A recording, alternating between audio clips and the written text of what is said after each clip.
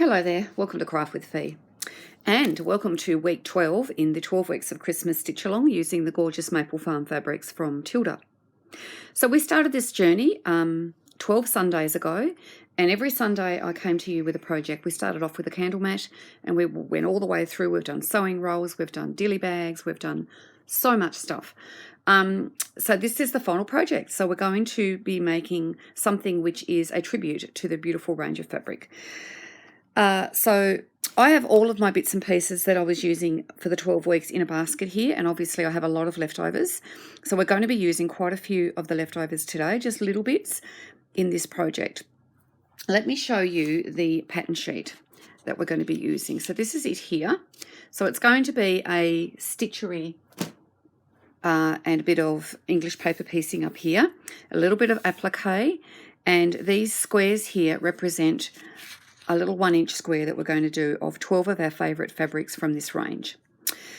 So I haven't actually come up with a complete project for you this time. What it actually is going to be is this piece of fabric that you can then turn into whatever you like. You can turn it into a wall hanging, you can turn it into a bag, you could turn it into a block for a quilt, you can turn it into a cushion, whatever you like. But the purpose of this was for you to also use some of your creativity in this final week so that you can decide what it is that you're going to make. So I'm giving you the bones, and then I'm going to leave it up to you as to finish it. I thought that would be a really nice finish, and it will allow you to be able to have a hand in this final project as well. So what I've designed is this it's like a sort of pieced background. I've actually stitched all of this here in chain stitch. I'll show you mine in a moment. I did start to do a video yesterday where I was showing you stage by stage, which is really not that difficult, but I'll run through it again. But when I went to see the video this morning to pop the tail end of it on, it was corrupted. So everything happens for a reason, whatever the reason may be this time. But we're going to just sort of step you through and show you where I'm at. I'm actually at the point of putting on these squares, but here we go. This is where I'm at. So what I did was I cut this piece of background fabric. It's in white hanky linen, and it is 12 inches by 9 inches. So I then popped it on the light box on top of the pattern sheet, which you'll be able to download. There will be a link in the description box, or there'll also be the document will be in the Tilda Lovers group on Facebook if you're a member of that group, so you can download it either way. I'll pop this onto the light box and washi taped it down, and then I popped my white hanky linen over the top. I washi taped that down as well, and then I traced off all of these lines. Now the easiest way to trace the lines, let me just grab my ruler here so I can show you, is to use your ruler, and whether or not you're using a water-soluble pen, a pigment pen, or even maybe a iron-off pen, a friction pen, but you just can do your lines like this. So you just use your ruler so that you get them nice and straight, and then you can just make your little broken line all the way down. That is the best way to get a nice straight line. And as you can see, there are quite a few lines on this pattern sheet. So I have chain stitched those, and I've used the beautiful Cosmo 9010, which goes gorgeous with this range of fabric. It's got that sort of muted reds and plum, and then it goes into the browns and tan. So it's a lovely variegated, and it also has a quick variation, which I like. I don't like them when they have too long a variation. It takes forever for the colour to change, and you don't get that overall beautiful effect. So, as I said, I did all the lines in that in chain stitch. I then used one of the matching threads. I did put a thread list in the group at the start of this journey, so you can look it up, but this is the ready colour one. And I did the 2 vines here in back stitch. Now, if you bought the kit, the accessory kit for the 12-week stitch along, you will have an on transfer for that, so you'll be able to use that. Then I used my Tilda Fix applique paper, which you also would have had in the kit. So it's this papery paper here. And then what you need to do is to get the papery side, not the rough side. You get the papery side, pop it down over the pattern sheet, and then trace off the flower shapes. Then you just cut it out roughly, fuse it with a hot iron to the back of your felt, and then just simply cut them out. And I did it in the 3 colours In the accessory kits, there were 4 colours. There was the green, and then there were these 3 colours which match the range. So I cut one from each. Now the buttons are from my stash. I've just used a heart-shaped shell button. They have a little bit of a vintagey look. You can do what you like in the centre there. You could even, cut a little circle out, or maybe even put a Suffolk puff, which you learn how to do throughout this series. Entirely up to you. I then stitched the wording here in a back stitch, and all of this is done with 2 strands of embroidery thread, I should add. So that was fairly simple as well.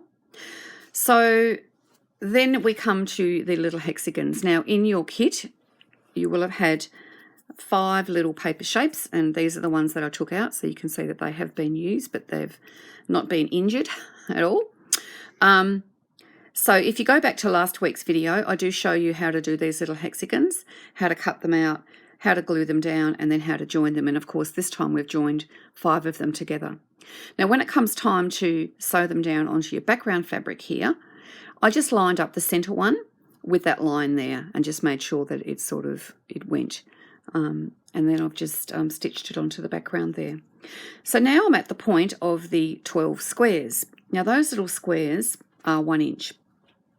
And I've just dropped my pattern sheet on the floor. Just let me grab that. Okay, so it is 1 inch. And you can see there, I've just stepped them out on the pattern sheet just to sort of show you. The idea was that it would look a little bit like a patchwork quilt. That was my hope anyway. So what I've done is I've just drawn a little 1 inch squares onto some paper, and then I've fused it to the wrong side of my scraps of fabric. So I've chosen 12 of them. Then I've taken this over to the cutting board and used my ruler and rotary cutter, and I've just cut out the 1 inch to make sure that my lines are nice and straight.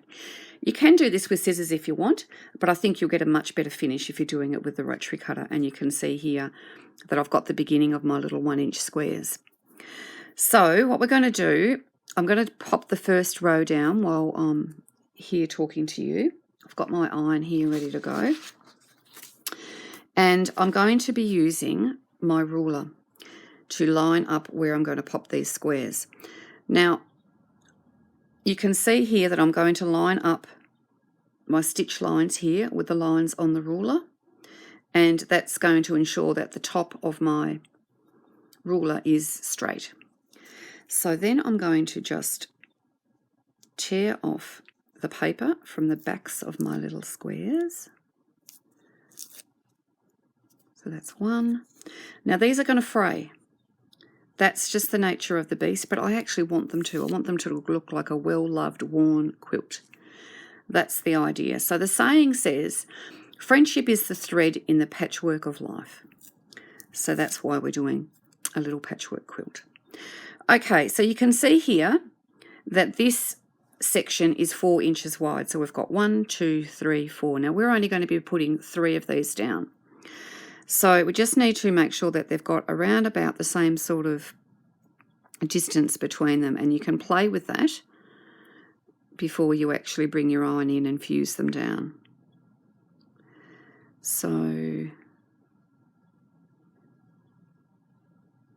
there we go. So I'm just going to make sure that I've sort of got the right sort of gap on either side, because once you get this first row in, the rest will be easy.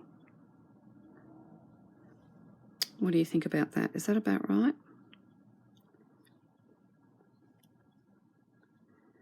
I sort of think so. So what I'm going to do is I'm just going to fuse this little blue one down first, just with the tip of my iron.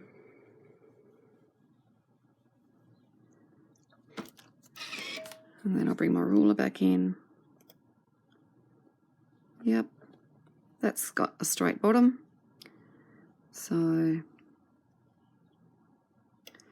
then I'm going to fuse down the next one, just a little bit, not completely. We'll come back and do that in a moment, just to make sure that I'm going to get them in the right spot. I think that's about right.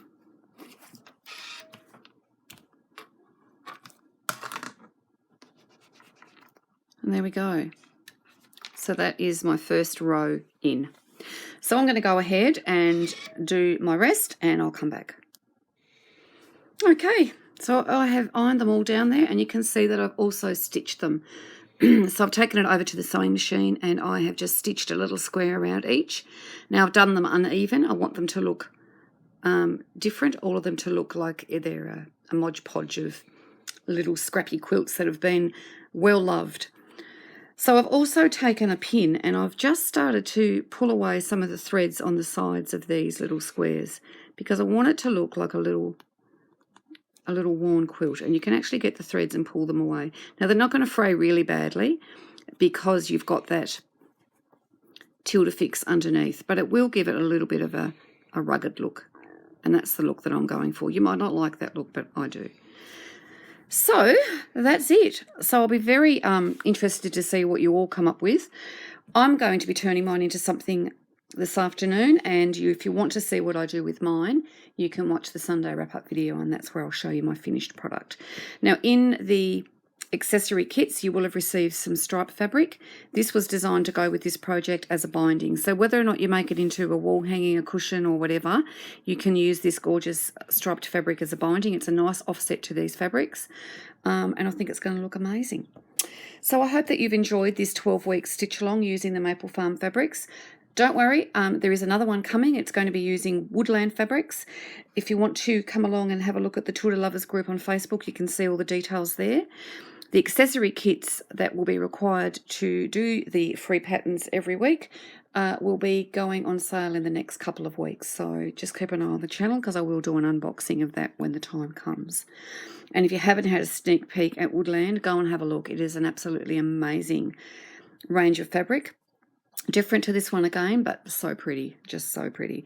And we've got 10 fantastic projects planned for you, starting on the 31st of January and going right through to the 4th of April, which is Easter Sunday. So every Sunday for 10 weeks. So anyway, that's it from me today. As I said, if you want to see what I finish with mine, come along and watch the sit and chat video later on today. I'll catch you there. Bye for now.